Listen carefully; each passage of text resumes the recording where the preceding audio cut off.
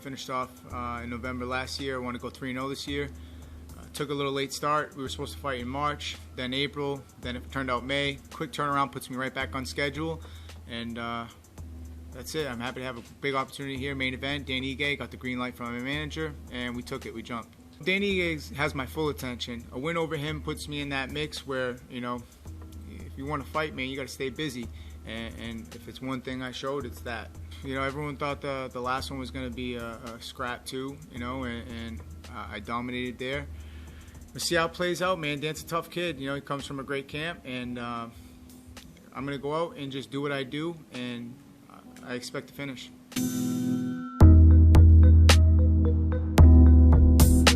Like I've said many times, this is a big opportunity for me, and I've been working my whole entire life for this.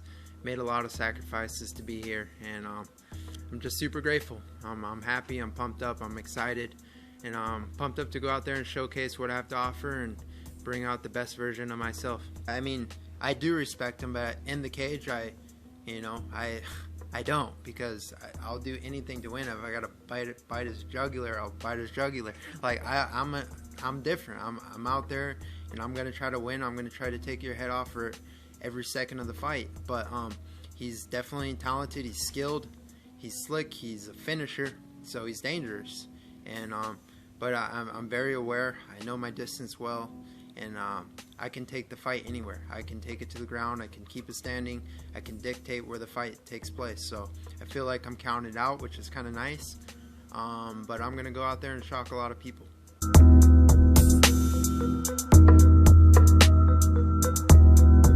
It's the UFC. You pick some really bad people to be your judges because they do not have the levels that it takes to be in the position they are and to judge some of those fights, because the Volkanovski fight was not that hard of a fight to judge. Yeah. Max was tooling him in the beginning of that fight. I'll give Volkanovski coming on in the end. Okay. But there's no way that he won 3 rounds of that fight. Did not happen. Impossible. Sorry. I don't know what the hell you're looking at. I wrote the rules that you go by for your criteria, and you're not freaking following them. Volkanovski's tougher than hell. I'll give him credit. And look, the very first fight, I told people Volkanovski's going to win, and this is why. And I gave him the reasons why I thought Volkanovski was going to beat Max. And in this one, I said, I think Volkanovski's going to win it again, but it's going to be closer. I would like to see Max win, but I think it'll be an actual really good rematch, and I don't think Volkanovski's going to get rid of him like he was saying. I said, show me the guys that get rid of Max. Yeah. Just doesn't happen a whole lot.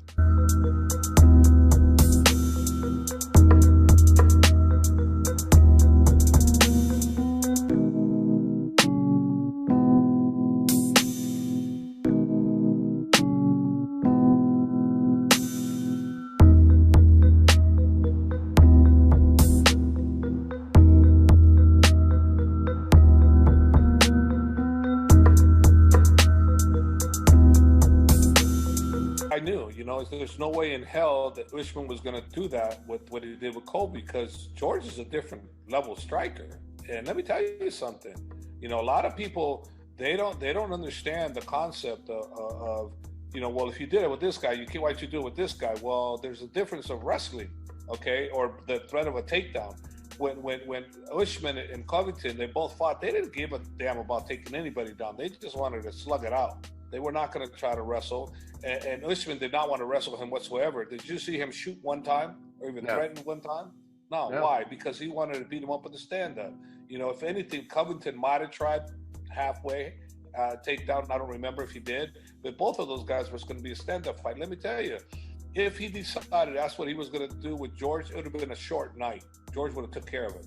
And right off the bat, when he stood with him, he felt George's timing, George's power, and he, like any great champion would do, he adjusted, he moved into what he was going to do, and that's what I thought would happen. I thought it would be a boring fight, but if he did it correctly, he would dominate, and that's what he did. You know, he did it correctly, and you know, you can't blame him for adjusting. It's up to George to stop it, and if he couldn't stop it, tough luck. You know, and the guy that can implement his strategy, his will, as boring as you might think, doesn't matter. Stop him. You know, that's it's your job. If you can't stop him, then guess what? Tough shit. He's the champ, and he'll continue to be a champ as long as you can't stop whatever he wants to do. And if he's able to dictate the fights like he did this one, how are you going to stop him? It's all a matter of, you know, winning and losing, you know, and we're, you know, as a fighter, we don't want to lose. So George did not want to lose, and he fought like a true warrior, and you know, fighting that fight on short notice, and he did it. I mean, you know, from his perspective, man, you got to give him applause. He did some incredible things, you know, really good. It's just that, you know, he needs a better camp, and he knew that. He knows how to get the system right. You know, he was asking for more money, and due to the fact that they weren't giving it to him because the situation wasn't right, well, guess what? The situation was right. He asked for more money. He got it. He's happy. He made a good thing for his payday, but he definitely didn't want to take the L. He definitely was going in there to win. He didn't go over there thinking, oh, I'm going to lose. He went there thinking, I'm going to smash this guy. I got better pay, great opportunity. Boom, happy. You know, at the end of the day, it didn't happen for him, but I guarantee you, you know, he would have taken that W, you know, and would have preferred to have a full training camp if he was given that opportunity, but that didn't present itself.